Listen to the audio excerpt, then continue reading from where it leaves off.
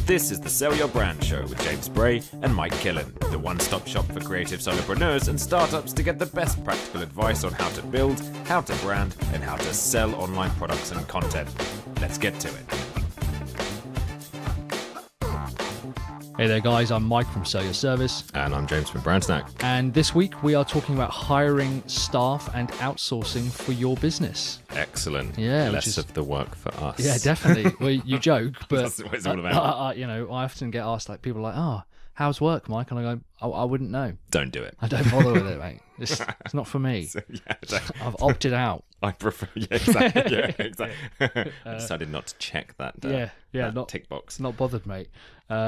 But yeah, how you doing, man? I'm good, mate. As you sit there, sort of propped up, like wincing. some sort of little invalid. Yeah, exactly. I just because the listeners probably don't realise that I pretty much done my back in by lifting up my child. Yeah, your child is a 25-stone man, though. So.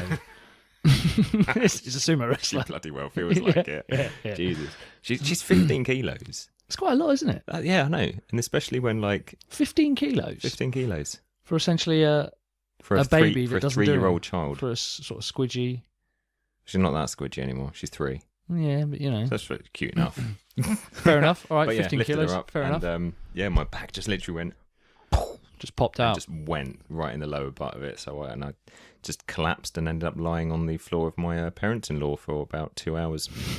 That is 100% a sign. They didn't leave me there. They just I was resting, just not I didn't just kind of crack my back and pass out. And I see. I see. So it didn't happen, and you just collapsed, and they were like, "Don't know what James is doing." But yeah, he's lying on the floor. All right, he's actually passed out. Out we go, children.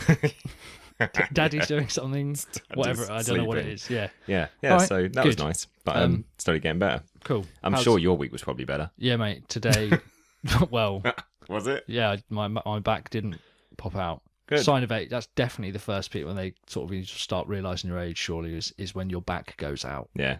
That and my grey beard now. Yeah. Both of those two. The flecks are grey. Yeah. Even my mum started going through my hair. She's like, "Oh wow, you have really got grey hairs." I'm like, "Thanks very much, Mum." Cheers for that. Yeah. She sort of rubs my little paunch. Used to be so skinny. Yeah, brilliant. Is this everything for the day, is it? Yeah. Good to talk to you again, Mum. You just wanted me to fix your email, didn't you? Yeah, exactly, yeah. But no, we've had a good week, thanks, man. Yeah, nice and busy. The time of recording, got GDPR. Yes. Which actually we haven't talked about at all, and I sort of want to avoid it on purpose, to be honest. Do you know what? It's the most overdone and almost pointless thing. Because if you're doing business correctly anyway, you should be abiding by that kind of philosophy from the get-go. Yeah. I'm doing it for one of the people that I work for at the moment. Yeah, I bet. And they're literally getting in a proper muddle about it. Yeah, they really are. Despite it having been law for 2 years. Yeah, pretty much. Don't worry about it. Yeah, and it's just well, the only reason if you have to worry about it is if you've basically ripped off a list. Yeah. And bought that from somewhere, and they were spamming them with a load of crap. Yeah, to me, it's a bit like the royal wedding. I'm happy for them. They're going ahead and doing it, but I'm not bothered. Yeah, don't worry about it. Yeah, I agree. Although that Soul Choir were amazing. Anyway, that what the Soul Choir? I didn't watch. I literally didn't watch any of it. Did you not? Absolutely, it's fine. I'm pro royalist or anything, but it's on the top of my list of things that I do not care about. Fucking brilliant. You got married. That's good. I really like Harry as well. I was in Vegas when he was going on his Vegas bender binge. Oh yeah. And you could see the Wynn Hotel. I was staying at the Mirage at the time, and you could hear the party from the street down below. It was fucking wild. Awesome. Loads of crazy stuff. Not that I was invited. We were watching from across the street at a different hotel. Were you shouting towards him? Harry, mate. Harry, can I come? Remember me? So yeah, no, I'm a big fan of them, but couldn't give a shit about the royal wedding. So apart from that, it's been a good week. Good. Yeah. Excellent. What are we talking about today, Mike? Hiring staff. Excellent.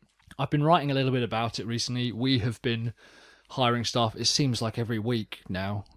Sell Your Service is now at 3 full-time people, cool. 5 part-time, including part-time people, so two part-time people. So we've got a little team here. Nice. And I thought it was really important to understand the process of kind of scaling out and hiring. Yep. Hiring staff and outsourcing. I think it seems like a really big commitment. Yeah, it does. because you instantly start to think, well, I've got to find 30 grand to pay someone for the year. And I wanted to really go through our process of hiring and how we've done that and how we've sort of scaled it out to be slightly different. I think that's one of the things that puts people off, isn't it? It's the cost of it. And but then it doesn't. It's not about the cost of it. It's about the return on that investment. Yes, that's sort of, if I can get someone else to do, let's say, so we have one-on-one coaching and we sell quite a lot of one-on-one coaching. I now don't deliver that myself because that's an hour taken out of my day where I could probably improve something tenfold. Yep. As opposed to delivering it myself. Yep. I also think that when people think about the cost, like you say, they don't really think about the return that it's going to give them, maybe because it's hard for people to imagine that until they're doing it. Yeah. But also, I think there's a big thing of, well, if I hire someone and then I run out of money, I'm going to have to fire them. That's going to be very embarrassing. I don't want to do that. So I wanted to go through our process of kind of scaling out that hiring process and what we started with. I'm just going to throw the... Just throw it. Put it down there, mate. I'm still recording. That's good. So just throw my Zoom recorder on the floor. Now on top of my laptop while holding a coffee. Let's refer you guys back to the episode on professionalism. I think it was episode 20. Yeah, professionalism. Don't wear shoes, like I'm currently doing, and catch your feet on the on the Zoom cable. Yeah, so I wanted to go through kind of our system.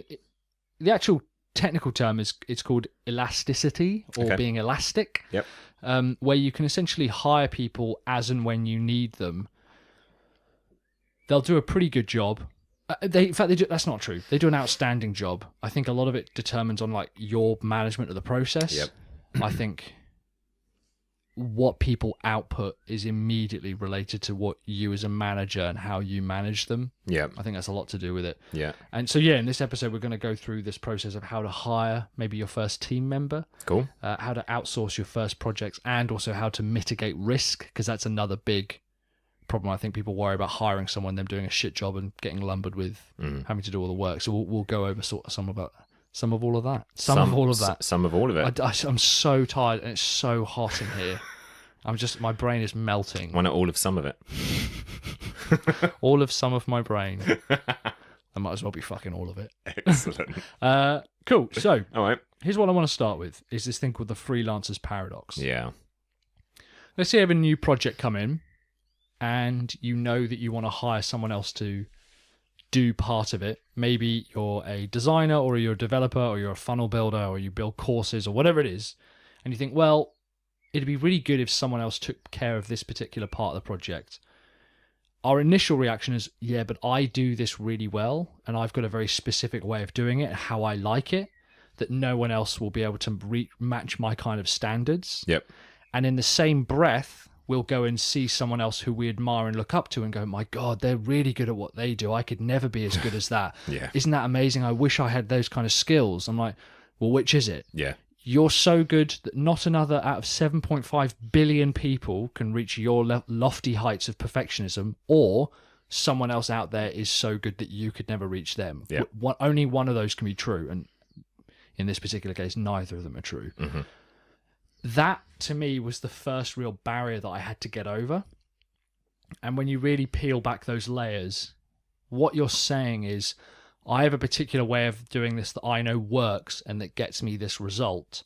So how can I guarantee that same result as if I was doing it? Uh-huh. I think what happens is when people start to hire staff, they realize they have to write out processes and instructions and stuff. Mm-hmm. And I think, well, it'd be faster for me to do it. I think, well, the first time, yes, you're right, it would be faster for you to do it. But the point is that you're investing that time so that someone else can do it repeatedly. Yeah. And I'm gonna teach you something that massively helped scale our business, particularly those repetitive tasks and kind of bulking tasks together. And it meant that a task that, because there's multiple different kinds of areas of your business that you want to hire for.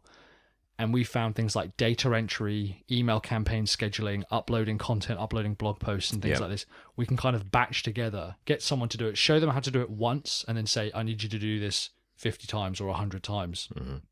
And that was a really good way of us being able to scale out that time, because it meant that I then did not have to touch that. And to be honest, that's a huge amount of time saved, because those are the bits that actually, even if you become proficient at them, at your process of doing it, it's still going to take you an hour or so to do that. Like, however, like, I don't know, a couple of hours a week or whatever. And a couple of hours a week, when you're a busy person, you've got a lot to do.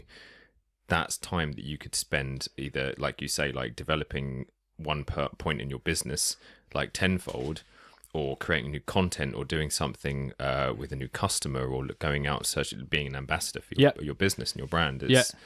You're kind of like the spearhead of the direction of your business, to get bogged down in that. Yeah, and this was something I learned, is you have to get off the tools. If you want to truly run a business and own a business and have a business make money for you, you can't deliver the results. Yep.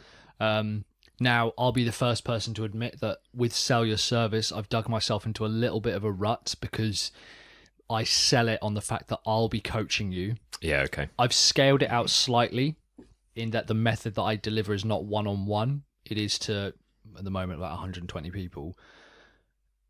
But that's not perfect. And it's also why I think a lot of the guys are willing to pay, frankly, a premium for my time. Yep. Whereas if I now start to move into other areas, I don't want to be delivering that work. We have other people to do that for us. And you're right, it is about 10xing that time, because the time it takes me to, let's take social media. This was the first hire we made. So the first hire I made was my mum. Okay. She still works for the company now. What she does is, so she was a teacher, an English teacher, really good grasp of the of the English language. She also used to be one of the sales managers at Rank Xerox. I think it's called Xerox now. Yeah, back in London. So she understands marketing and sales a long time ago. Not that she'll be listening to this. Might have well been in the fucking 1800s for all I know. But it was a while back. But she does actually understand a lot of the concepts. And of course, because I'm her son, I fucking don't shut up talking about it. So she's picked up things through osmosis, because mum's are sort of too polite to say it. Right, I'm bored now. Yeah, mine's not. No, I've met. Yeah, right. So I basically said, okay, every time a new blog post is created, it's going to automatically populate this spreadsheet. I need you to take these and upload them into our Twitter and Facebook feeds, and she posts it through. We used to use Postcron. We now use Missing Letter and some Postcron, I think. We're kind of playing around with a few. Because I was able to record the process once and document it, I basically just did a screen capture of that process. That happens, in some cases, every single day. So it doesn't even happen every single week. It happens every single day. But although it only took me 25 minutes to do, over 5 days, that's a fair amount of time that ultimately I could have probably spent doing something else. Yep. So that finding those really small tasks that are repeated over and over and over, getting someone else to do them, absolute lifesaver. And it's allowed me to scale out the amount of time. And frankly, for whatever we're paying her, it's well worth the ability to say that I know every time we publish a blog post, all our campaigns are taken care of. And a lot of it's down to the process that we wrote up. Yeah. No, I think that's really good. And it's getting that process right in the first place. Yeah. And that's the point, isn't it? Making sure that you've been doing that process and you know it works. Yeah. And then making that easy to understand for anyone to then come into it. Yeah, I think what a lot of people do is they say, oh, I need to have someone design this page for me. They'll go and find a designer on People Per Hour, whatever. Now, I use People Per Hour. I also use Freelancer and Upwork. So I use a variety of different sources.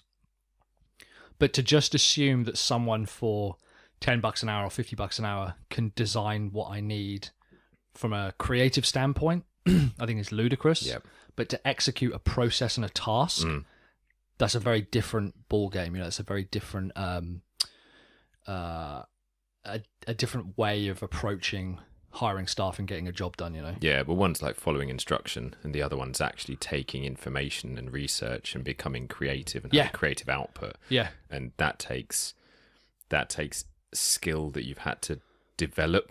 Yeah. Whereas following an instruction is more just like, oh, right, okay, that's step 1, step 2, step 3, fine. Yeah. It doesn't take anything more than that, apart from a bit of a knowledge of how to click a few buttons and enter a few bits of text. Yeah, and we have I've got a VA, and she does an amazing job. I actually didn't really give her enough credit. She kind of just cracked on with all this work we were giving her to do with I need you to create, and we would have a process, and I say, I want my YouTube thumbnails to look like this, and she'd go away and see those YouTube thumbnails and create loads of different ones with different text and stuff. Okay. But I think one day I was like, look, I need to book a flight. Can you take care of this for me? I think I was flying to London or something. I said, could you book this for me? I just said, I'll try it out. And she nailed it. She not only got me like a really good flight, she took care of everything. I was like, this is pretty good. I now just turn up to the airport. And I started sort of messing around. I was like, can you please check my calendar and make sure that for the next 3 weeks, I've got at least 1 hour a day for lunch and at least 1 hour a day to answer my emails. And she did. She went through my calendar, kind of moved a few things around, took the initiative to email people to move their calendars around to say, we've got to move the appointment. I was like, this is fucking incredible. Turns out she's got a master's in running business. So she's actually more qualified than I am, right? Which says an enormous amount about my managerial abilities. But I think that fits into, you know, hire people that are smarter than you. Yeah. And she just does such a good job now that I reckon if she disappeared, people would notice it more than if I disappeared from the business. It kind of, yeah, I bet it gets like that. Once you get to the point where you're surrounding yourself with enough experts, you kind of make yourself a little bit redundant to a point, which is kind of the goal. It is the goal. Yeah, I'll be honest, it is the goal. Yeah. Particularly in a couple of our businesses. But again, that just started from using, so we use Loom. Yep. Loom, so Lima, Oscar, Mike. And it's, I think the website is like useloom.com. Okay. It's a screen capture software built into your browser, really quick, really lightweight. And it just records like an MP4. It can record your camera as well, microphone, screen sharing, and just throws it up in the cloud. At the moment, it's free. I don't doubt they'll move to a paid model eventually, but it's so useful. I'd pay 90 quid a month for it. I think it's just so useful. Mm-hmm. I'll record a process such as uploading an email template, writing a campaign, taking a load of copy and uploading it to a blog post, sourcing images, whatever it is. And I'll post that link to people per hour and say, I need someone to upload these email campaigns, or I need someone to do this. I need whatever it is. First of all, please watch this video. Okay, the thing I love about Loom is it can tell me who's viewed the video. Oh, nice. So it says the video's been viewed. So I get about 3 or 4 messages from someone saying, oh, I've watched the video. I'm like, well, I can prove to you from the analytics that you haven't. Okay? Nice. So straight away, I know that that person, one, can't follow one instruction to watch a 12-minute video, or even if you did it at 2x speed, a 6-minute video to get a job. Amazing. But I can see who has watched the video. So I'm like, well, all right, brilliant. Thanks very much. I'd love to work with you. And I say, have you watched the video? Can you execute this to a high standard? And these are pretty simple, repetitive tasks, not even necessarily data entry. They're just repetitive tasks that I know, well, I have to do this every day or every week. And knowing that someone else is taking care of that for me is such a massive, massive weight off my mind. It also means that I can check it in bulk. Yep. I don't have to check it every week. I can check it like in these sort of like batch lump sums and sort of go through them. Something else that we do if it becomes a permanent process is I'll ask that same person to write and document that up as a process. Okay, yeah. And say, could you just jump in Quip and write this up, please, as a documented process? And then we have a video for referral. We have a written document process. They're able to do it, and it sort of just runs like clockwork. And assuming that I'm making enough money to pay them, and this is kind of one of the next points, it's, just a really, once you do it once, you'll sort of want to do it for every aspect of your business, you know? Yeah, I could definitely imagine that. I mean, because when you start off a business, you've got much more time than money. Mm-hmm. But then as you start putting and investing in the time, you start seeing the money come in off of the back of that. Yeah. And then the balance starts to shift. Yeah. But as that balance shifts, obviously your time then gets eaten up. Yeah. So you then have to spend money to get that time back. And I suppose that's how that must work in incremental stages as and when you can afford it and as your income grows. Yeah.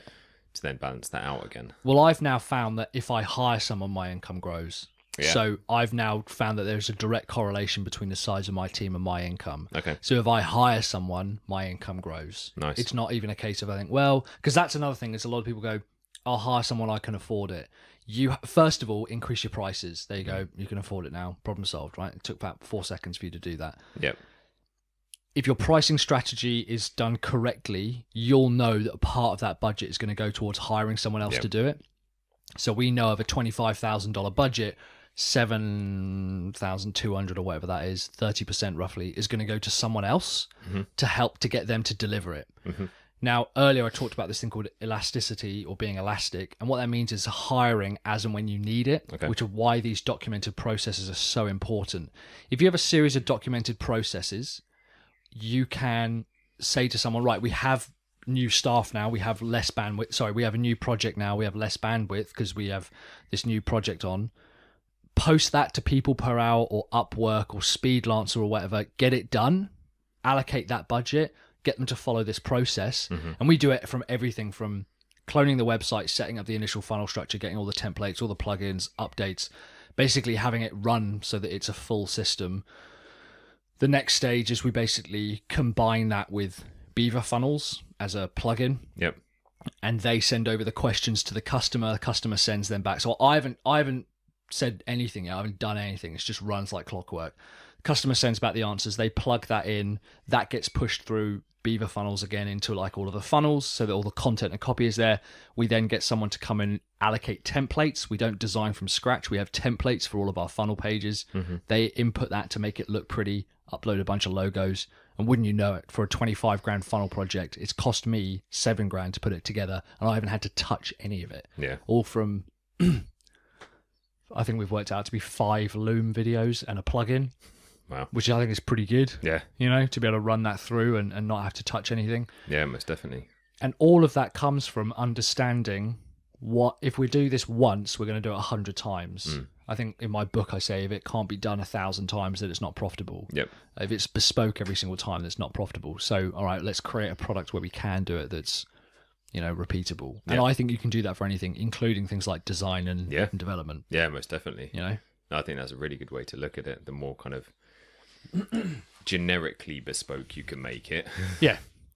And customers often think that they want bespoke, and that's very rarely the case. Yeah, it is actually. I've worked in a lot of restaurants, for example, and I've never had someone custom order a meal.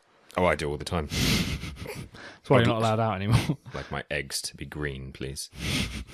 And okay, and they sort of what they come out to as what with food colouring in them, or rotten. You're like, yep, delicious. Either way, it's exactly what I asked for because I'm a connoisseur. Yeah, or a cock. Yeah, One of them. What a dickhead. Yeah. Yeah. Well, because I think people think they want bespoke, but they don't. They actually don't. I think people like a bespoke service. They like to feel listened to. They like to feel valued, and that their money is going somewhere and they're worth something, their business is growing.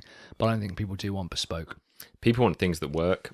Yeah, usually pretty much. Things that work are those things that have been tried and tested and aren't brand new to the market, which is where the majority of page builders come from on like WordPress and stuff. Like, I mean, Squarespace is an awesome example of that.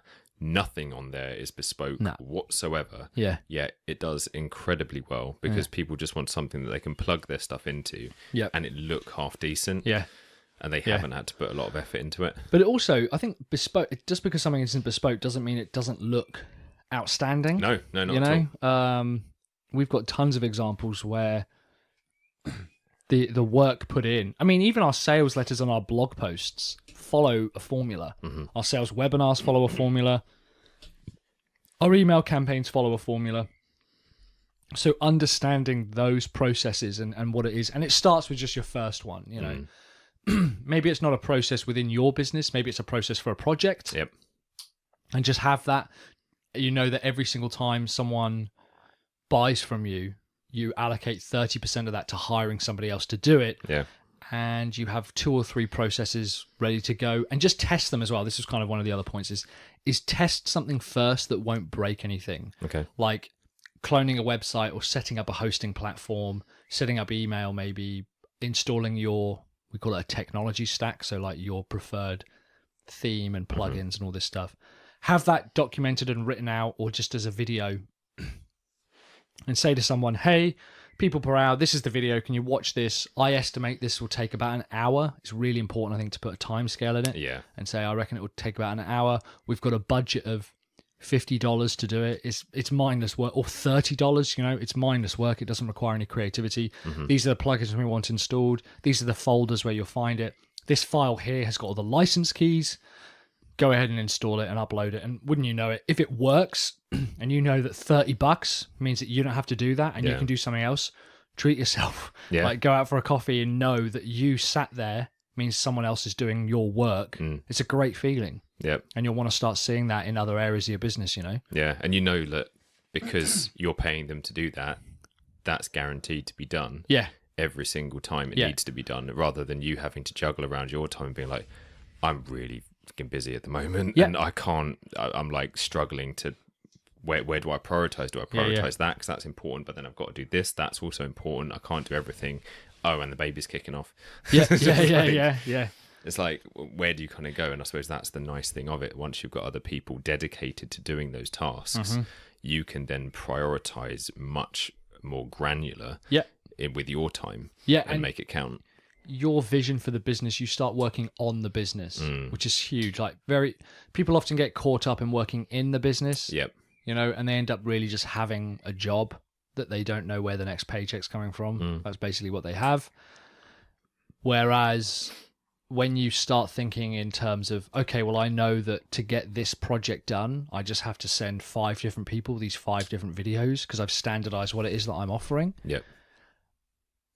It completely changes your mindset, and you don't have to hire someone. Goddamn mosquito in here. It's just like a little fly. It likes you. Nice. I think as soon as you start to hire someone, it changes what you think is possible within your business. All of a sudden, you don't have 24 hours in a day. You have like 200 hours in a day. Yeah. You know, so it becomes a very, very different ball game. And I think that also goes for content creation as well. Absolutely, 100%. Because all of the top businesses out there, the majority of them don't create their own content. This is across the board. You look at digital marketer.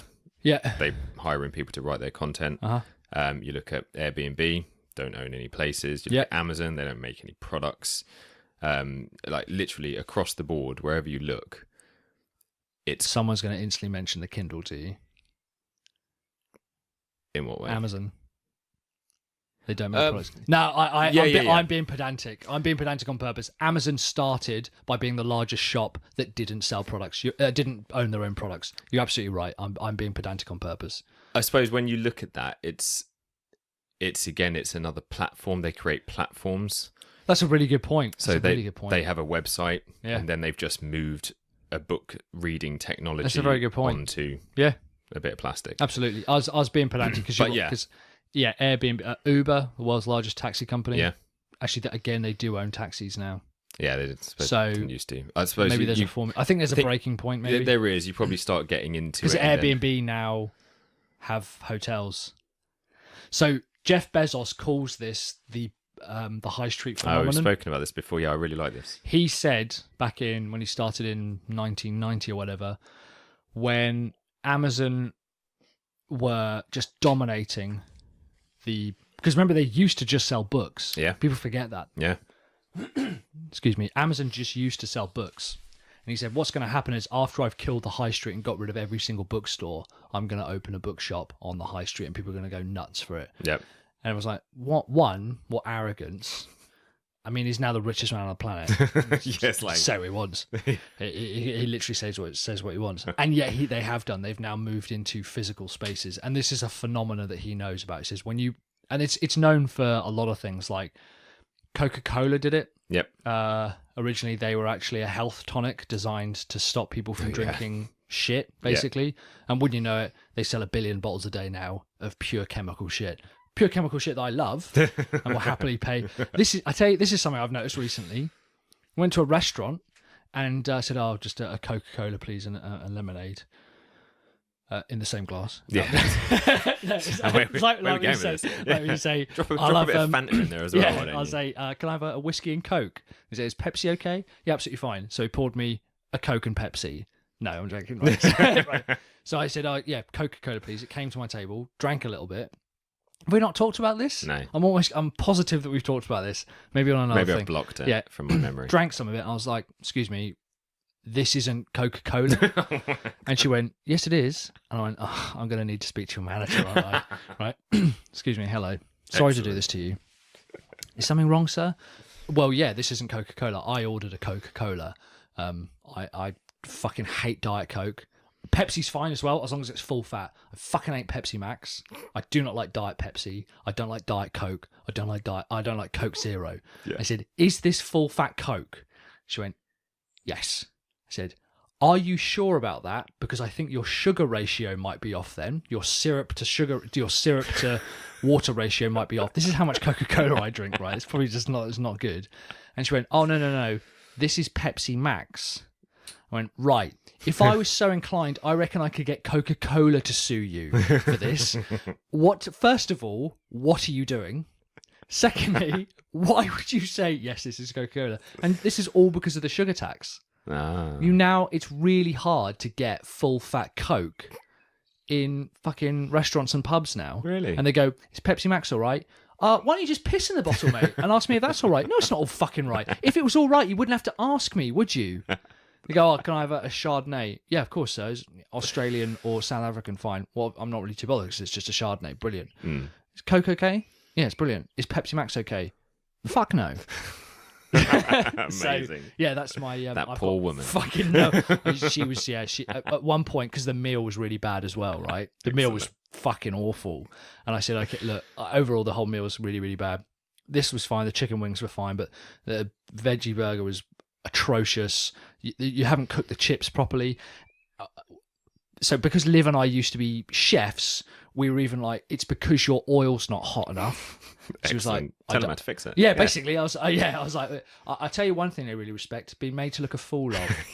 And so not only having someone Sure, saying they I'm loved not paying, you, yeah, having you in there. yeah. Well, I did it quietly because I was like, I don't want to be a dickhead about it. Stand I'll up talk on the about table. it. I'll talk about it on public on the podcast. Exactly. I'll tell 7 billion people about it, right? Or 12. Or 12 people. All 12 of you are listening, right? And yeah, she was like, well, I can offer you a discount. I was like, all right, of how much? She went, I can take 25% off the bill. I was like, oh, obviously you haven't understood me, love. You're going to take 100% off the bill because in a second I'm about to walk out of here without fucking paying for anything. She went, would you like us to cook it again? Right, well, you didn't nail it the first time. What? Why, have you got a different chef in now, have you? You've just gone across the road. Yeah. Jason, come I can here, get you a better meal from a better restaurant, sir. Yeah, unbelievable. So anyway, that was only recently as well. So nailed that. Anyway, Brilliant. Well done. outsourcing staff, make sure they can do the fucking job. Yeah, that ties it up nicely. Yeah. But well, yeah, bringing it back to that a little bit, McDonald's is a good example of this. The reason McDonald's does so well is because it's essentially a process-run business. Yep. You know, they don't have good products. No, everyone cooks the same rubbish. Yeah. But it's so ingrained into them that you could take any member of staff and put them in any other restaurant and they'd be able to do the exact same job. Yeah. And produce. There was even a video recently of them filming a McDonald's sort of layout and the staff moving everything. And all they do is they mute the sound. They say, do you know where this is? And everyone watching it says it's a McDonald's in their country. And it's not. It's a McDonald's on an oil rig, so it's in no country. Oh, wow. Yeah, really, really clever. So everyone's like, well, I recognise this. It must be a McDonald's from my country. One, showing that people in there who eat at McDonald's all fucking look the same. No matter where you are, right? Right? But also the layout, the design, the branding, the style, everything about it is so identical that you immediately think it's your local McDonald's. But isn't that the case? Like, I don't know, I've been in India and walked into a McDonald's and just been like, I feel like I'm back in Leicester Square. Yeah. It's like, this is really weird. Oh, Leicester Square McDonald's, are you? Fucking hell. Yeah, posh, mate. In Austria, the McDonald's sign in Salzburg is like this beautiful old wrought iron sign. It's still got the big golden arches, but they've really painted these absolutely stunning old like style street signs. It looks really out of place. Like, that looks like a fucking lovely restaurant. cheeseburger, $1.99. It's a goddamn McDonald's. Yeah, really odd. And the place where Mozart was born now is a spa, and not a fancy like facial spa, as in spa where you can get like 2 cans of Frosty Jack's cider for $1.99. A spa, like SPAR, the sort of quick corner store that's open on Christmas Day or whatever. Yeah. Oh, that's a shame. But it's weird because it's really posh, and like Austria's. Salzburg's like mad expensive. It sells like truffles and stuff, and they've got like a charcuterie at the back. So it's like, yeah, welcome to Spa. It's a good spa. Here's a pack of Marlboro, and you can get your lovely Parma ham at the back there. Yeah, it don't make any sense. With your bottle of Blue Nun. Yeah. Classic. Good. I think that wraps it up this episode. Does it? Because we've gone off on quite a tangent there. Yeah. Apologies to anyone listening. Awesome. Yeah, so okay, just to summarize. Yeah, let's summarize. Hiring staff, first of all, requires you to have a process. Yep. So use things like Loom or Camtasia to record that process and get people to kind of execute those repeatable tasks for you. Mm-hmm. You don't have to hire someone 5 days a week, 3 days a week, even regularly. You can absolutely use them. Like we said, we use People Per Hour and Speedlancer as and when. You mentioned content. That's a really good point about being a platform and getting other people. GoDaddy's another good example of this. We publish and write content for GoDaddy. They don't write their own content. They find other people to do it for them. Mm-hmm. So there's a huge amount of areas that you can look at. And my advice would be to increase your prices so that you can have more margin to spend on hiring other people. Yeah. You actually don't make any profit when you do it yourself. Completely agree. Cool. Nice. That was all good, right, mate. I think that about wraps it up. Cool. Content report. Yeah, quickly. man, content report. So Andrew Reynolds, I think I talked about his book last time. It's called that name. Copy This Idea. And it's basically about selling products online through funnels and stuff. Quite a good book, pretty high level, so nothing groundbreaking, but I did quite like the idea that he talks about particularly a hungry audience. Mm-hmm. He says you need to find a hungry audience first before you design or build a product, which I quite like. Is very true. Yep, so I like that a lot. McDonald's. Well, yeah, frankly. If you want to go for it. Yeah. So he talks about, in fact, he actually does use that as an example. He says, if I could get someone... He asked all the people in the room, if you're going to sell more hot dogs, I'm going to give you a stand and you're going to sell more hot dogs. What's the one thing that you need? And other people say, I'd make them really expensive, like gourmet hot dogs, and have really amazing bread and really amazing sausages or bratwurst or whatever they are, and loads of different sauces and like really expensive beers and stuff, so I have a high profit margin. And other people said, I'd buy the cheapest meals possible because, you know, I can buy in bulk and sell them cheaper and undercut someone. And he said, okay, what if every single person who walks past that stall isn't hungry? And they're like, he's like, shove it in their face. Take I'll their make money. them eat it. My one addition will be a gun. Just make them fucking eat it. It's photos of their family tied up in a basement. That's what my one addition to a product would be. Sign up for our newsletter. Yeah. Amazing. Yeah. And he said the first thing that you need if you're going to create a product, it's got nothing to do with the quality. Having a good quality product, brilliant. If you believe the product is quality, that's a bonus. You need to have a hungry audience. Doesn't matter where you are, you could have the best product in the world, but if people aren't hungry for it, they don't want it, you can't sell it. Yep, agree. So I've basically got so that's the book, and I think I talked about it on another content report. He's a UK entrepreneur, which is always nice, and I'm doing currently his course on cash on demand. So it's called Cash on Demand as a course. Okay, it's a home study course, pretty meaty. Sends you a new book every single month, and you read through it and go through that process. And yeah, it's good. It's pretty high level. It's actually given me a couple of ideas if I'm being a bit meta to step outside it and think, could I deliver something like this? It seems quite easy. 30 quid a month for a book, you know? Right. Yeah, and you scale that out. If you got like 100 people on that. Well, yeah. You know, for essentially just printing. It's essentially just a very nice magazine. Okay. You know, that you go through and study by yourself. And there's worksheets and stuff. It's good. I think it's worth the money, but I wonder if I could do that myself. But yeah, that's been quite useful. It's an interesting way of doing it. Yeah, Andrew Reynolds, and that's called the Cash on Demand 3.0 course, home study course. Cool. That's what I've been doing. Good. How about you, man? Nice. Well, coming off the back of the website redesign for Brand Snack. Yeah. I thought I'd share some of my inspiration. Oh, cool. Really good idea. Yeah.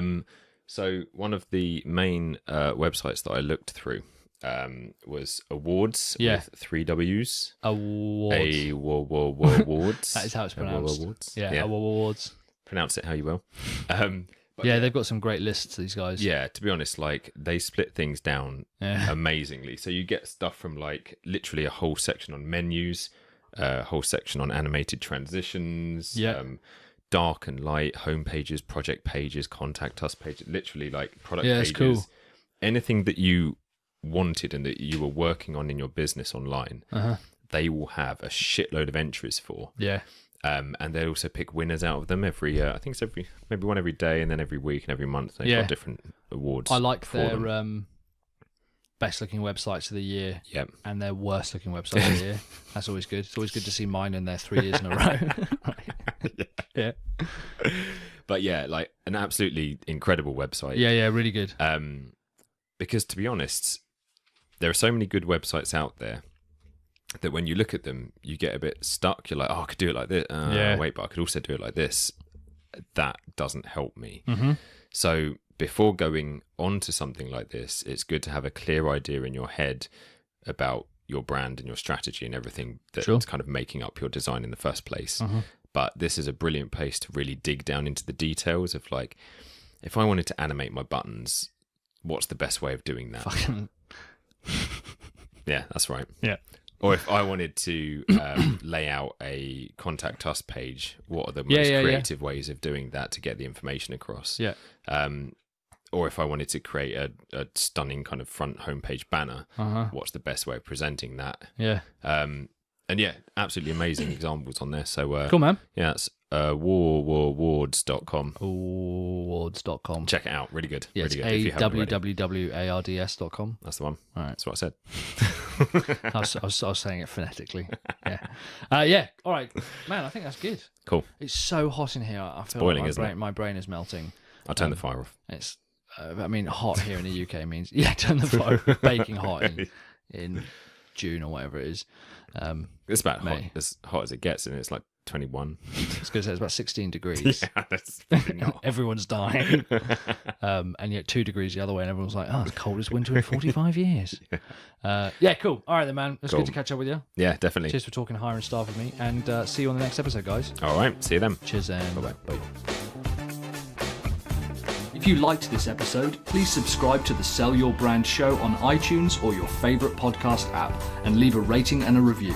It makes us feel all warm and fuzzy inside when we hear we're not just talking rubbish. If you have a question you'd like us to answer on the show, drop us an email to podcast@sellyourbrandshow.com and we'll feature it in a future episode.